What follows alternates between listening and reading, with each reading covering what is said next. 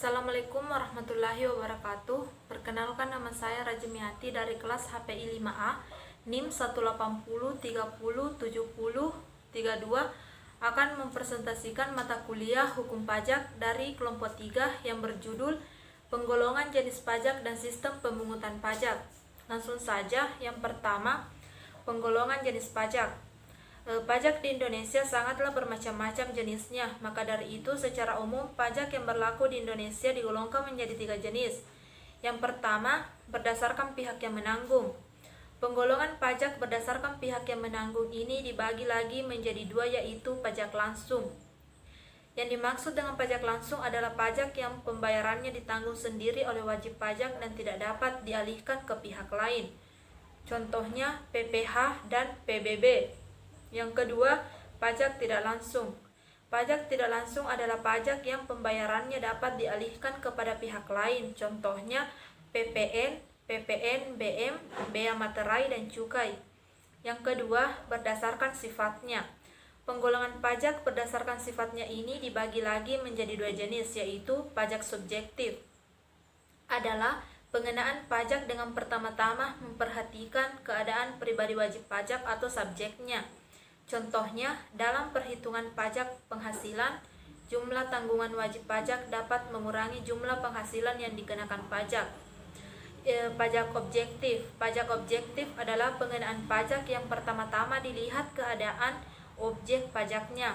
Contohnya, pajak pertambahan nilai atau PPN tidak melihat apakah wajib pajak tersebut memiliki tanggungan atau tidak, karena kalaupun ada tanggungan, hal itu tidak dapat menjadi pengurang dan mengurangi jumlah pajak terutang. Yang ketiga, berdasarkan pihak yang memungut.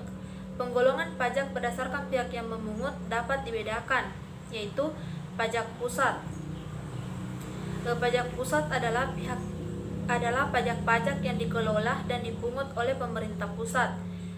Yang kedua, pajak penghasilan atau PPh. PPh adalah pajak yang dikenakan kepada orang pribadi atau badan atas penghasilan yang diterima atau diperoleh dalam 1 tahun pajak. Yang ketiga, pajak pertambahan nilai atau PPN adalah pajak yang dikenakan atas konsumsi barang kena pajak atau BKP atau jasa kena pajak atau JKP di dalam daerah pabeanan. Yang keempat, pajak penjualan atas barang mewah. Yang termasuk dalam BKP golongan mewah adalah yang pertama, barang tersebut bukan barang kebutuhan pokok. Yang kedua, barang tersebut dikonsumsi oleh masyarakat tertentu. Yang ketiga, pada umumnya barang tersebut dikonsumsi oleh orang-orang berpenghasilan tinggi. Yang keempat, barang tersebut dikonsumsi untuk tujuan menunjukkan status. Yang kelima, apabila dikonsumsi dapat merusak moral masyarakat. Yang keenam, bea materai. Selanjutnya, pajak daerah.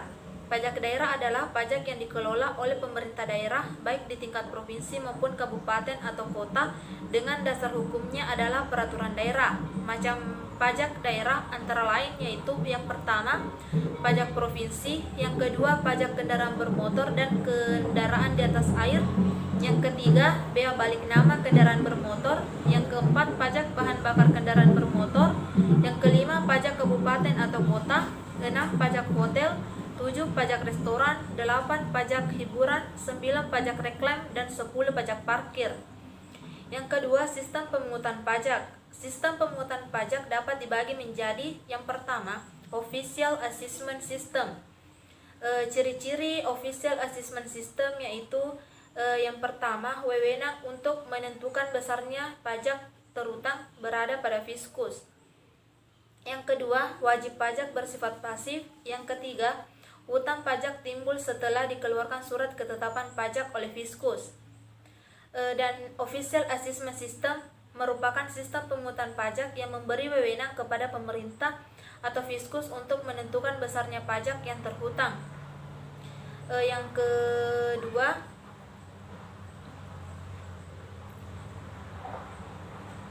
Self Assessment System.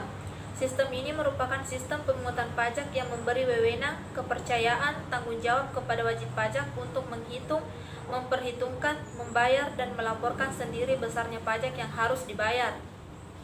Yang ketiga, withholding system. Sistem ini merupakan sistem pemungutan pajak yang memberi wewenang kepada pihak ketiga untuk memotong atau memungut besarnya pajak yang terutama. Materi kelompok 4 hukum pajak yaitu pajak penghasilan. A. Pengertian pajak penghasilan. Pajak penghasilan atau PPh adalah pajak yang dikenakan terhadap subjek pajak penghasilan atas penghasilan yang diterima atau diperolehnya dalam tahun pajak. B. Dasar hukum pengaturan pajak penghasilan. Pajak penghasilan di Indonesia diatur pertama kali dengan Undang-Undang Nomor 7 Tahun 1983 dengan penjelasan pada Lembaran Negara Republik Indonesia tahun 1983 Nomor 50. Selanjutnya berturut-turut peraturan ini diamandemen oleh Undang-Undang Nomor 7 Tahun 1991, Undang-Undang Nomor 10 Tahun 1994, Undang-Undang Nomor 17 Tahun 2000 dan Undang-Undang Nomor 36 Tahun 2008. Perubahan penghasilan tidak kena pajak atau PTKP telah disesuaikan juga beberapa kali dalam 1. Pertama, Peraturan Menteri Keuangan Nomor 564/KMK 03/2004 berlaku untuk tahun pajak 2005. Yang kedua, Peraturan Menteri Keuangan Nomor 137/PMK 03/2005 berlaku untuk tahun pajak 2006. Bagian C. Subjek pajak penghasilan.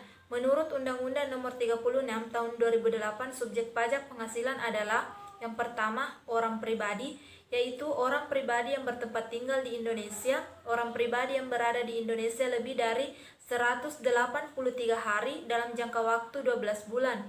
Yang kedua, harta warisan belum dibagi, yaitu warisan dari seseorang yang sudah meninggal dan belum dibagi tetapi menghasilkan pendapatan, maka pendapatan itu dikenakan pajak. Yang ketiga, badan yang didirikan atau bertempat kedudukan di Indonesia kecuali unit tertentu dari badan pemerintah.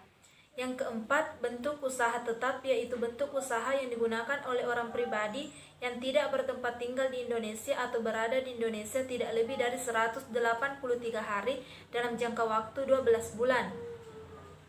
Dan yang tidak termasuk subjek pajak adalah 1. Badan perwakilan negara asing, yang kedua pejabat perwakilan diplomatik, yang ketiga organisasi-organisasi internasional yang ditetapkan dengan keputusan Menteri Keuangan, yang keempat pejabat-pejabat perwakilan organisasi internasional yang ditetapkan dengan keputusan Menteri Keuangan. Bagian D. Objek pajak penghasilan. Objek pajak penghasilan adalah penghasilan, yaitu setiap tambahan kemampuan ekonomis yang diterima atau diperoleh wajib pajak atau WP, baik yang berasal dari Indonesia maupun dari luar Indonesia, yang dapat dipakai untuk konsumsi atau untuk menambah kekayaan wajib pajak yang bersangkutan dengan nama dan dalam bentuk apapun. Objek pajak penghasilan yang dapat dipakai untuk konsumsi atau untuk menambah kekayaan wajib pajak yang bersangkutan dengan nama dan dalam bentuk apapun termasuk A. Penggantian atau imbalan berkenaan dengan pekerjaan atau jasa yang diterima atau diperoleh termasuk gaji, upah, tunjangan, honorarium, komisi, bonus, gratifikasi, dan lain-lain. Bagian B. Hadiah dari undian atau pekerjaan atau kegiatan dan penghargaan. Bagian C. Laba usaha. Bagian D. Keuntungan karena penjualan atau karena penghasilan harta termasuk keuntungan karena penghasilan harta kepada perseorang, keuntungan yang diperoleh perseroan, persekutuan, dan badan lainnya. Bagian E. Kembali pembayaran pajak yang telah dibebankan sebagai biaya. F. Bunga termasuk premium, diskonto, dan imbalan karena jaminan pengembalian utang. G. Dividen dengan nama dan dalam bentuk apapun termasuk dividen dari perusahaan asuransi kepada pemegang polis dan pembagian sisa hasil usaha koperasi. H. Royalti. I. Sewa dan penghasilan lain sehubungan dengan penggunaan harta. J. Penerimaan atau perolehan pembayaran berkala. K. Keuntungan karena pembebasan utang kecuali sampai dengan jumlah tertentu yang ditetapkan dengan peraturan pemerintah. I. Keuntungan karena selisih kurs mata uang asing. M. Selisih lebih karena penilaian kembali aktiva. N. Premi asuransi. O. Iuran yang diterima atau diperoleh perkumpulan dari anggotanya yang terdiri dari WP yang menjalankan usaha atau pekerjaan bebas. P. Tambahan kekayaan neto yang berasal dari penghasilan yang belum dikenakan pajak. Dan yang tidak termasuk objek pajak adalah yang pertama, bantuan atau sumbangan termasuk zakat yang diterima oleh badan amil zakat atau lembaga amil zakat yang dibentuk atau yang disahkan.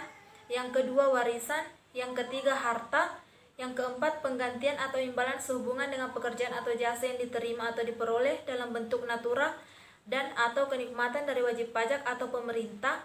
Yang kelima, pembayaran dari perusahaan asuransi kepada orang pribadi sehubungan dengan asuransi kesehatan, asuransi kecelakaan, asuransi jiwa, asuransi dwiguna, dan asuransi beasiswa. Yang keenam, dividen atau bagian laba yang diterima atau yang diperoleh. Yang ketujuh, iuran yang diterima atau diperoleh dan pensiun yang pendiriannya telah disahkan oleh Menteri Keuangan, baik yang dibayar oleh pemberi kerja maupun pegawai. Yang kedelapan, penghasilan dari modal. Yang kesembilan, bagian laba yang diterima atau diperoleh anggota dari perseroan. Yang 10, bunga obligasi yang diterima atau diperoleh perusahaan reksa dan dana selama 5 tahun pertama sejak pendirian perusahaan atau pemberian izin usaha. Yang ke-11, penghasilan yang diterima atau diperoleh perusahaan modal ventura. Selanjutnya, saya akan mempresentasikan mata kuliah penyelesaian sengketa di luar pengadilan dari materi kelompok 4 yang berjudul Badan Arbitrase Nasional Indonesia atau BANI. Langsung saja. A. Pengertian Badan Arbitrase Nasional Indonesia. Pada dasarnya, Badan Arbitrase Nasional Indonesia atau BANI merupakan lembaga yang menyelenggarakan penyelesaian sengketa yang timbul sehubungan dengan perjanjian-perjanjian atau transaksi bisnis mengenai soal perdagangan, industri, dan keuangan, baik yang bersifat nasional maupun yang bersifat internasional. Dalam menjalankan kegiatan di lapangan, usaha bisnis merupakan suatu kebutuhan mutlak agar suatu sengketa dapat ditangani dan diselesaikan secara cepat dan adil. B. Tujuan Badan Arbitrase Nasional Indonesia. Secara umum, Badan Arbitrase Nasional Indonesia atau BANI didirikan dengan tujuan sebagai berikut. Yang pertama, dalam rangka turut serta dalam upaya penegakan hukum di Indonesia, menyelenggarakan penyelesaian sengketanya atau industri dan keuangan melalui arbitrase dan bentuk-bentuk alternatif. Yang kedua, menyelenggarakan jasa-jasa bagi penyelenggaraan penyelesaian sengketa. Yang ketiga, bertindak secara otonom dan independen di dalam pengakuan hukum dan keadilan. Yang keempat, menyelenggarakan pengkajian dan riset serta program-program pelatihan atau pendidikan mengenai arbitrase dan alternatif penyelesaian sengketa. Yang C, pengajuan permohonan arbitrase BANI. Untuk dapat mengajukan suatu persoalan arbitrase melalui BANI, harus ada persetujuan antara kedua belah pihak atau suatu klausul yang dicantumkan di dalam perjanjian yang menyatakan bahwa para pihak menyetujui bahwa sengketa di antara mereka akan diselesaikan melalui BANI. Yang D, ketentuan-ketentuan umum persidangan BANI. Yang pertama, kewenangan majelis arbitrase. Kewenangan untuk menunjuk arbiter atas nama pihak yang bersangkutan ada dua. Yang pertama, kerahasiaan, dan yang kedua, tempat sidang. Yang kedua, bahasa. Dalam BANI Rules and Procedures terdapat beberapa hal yang mempunyai keterkaitan perihal bahasa, yaitu bahan pemeriksaan, yang selanjutnya bahan dokumen, dan selanjutnya bahan putusan. Proses beracara BANI. Yang pertama, upaya perdamaian. Upaya perdamaian dilakukan pada tahap proses pemeriksaan sidang pertama, di mana para pihak yang bersengketa lengkap hadir dan dapat dilakukan sebelum dan selama masa persidangan. Yang kedua, replik dan duplik. Replik dan duplik, pada praktiknya penyerahan replik dan duplik dapat dilakukan melalui pengiriman dokumen saja tanpa perlu dilakukan persidangan dengan dihadiri majelis arbitrase dan para pihak. Yang ketiga, pembuktian. Alat bukti yang sah dalam ketentuan pasal 164 HIR ada 5, yaitu 1 alat bukti surat, 2 alat bukti saksi, 3 alat bukti persangkaan, 4 alat bukti pengakuan, dan kelima alat bukti sumpah. Itulah tadi persentase dari materi kelompok 4. Lebih dan kurangnya mohon dimaafkan. Wassalamualaikum warahmatullahi wabarakatuh.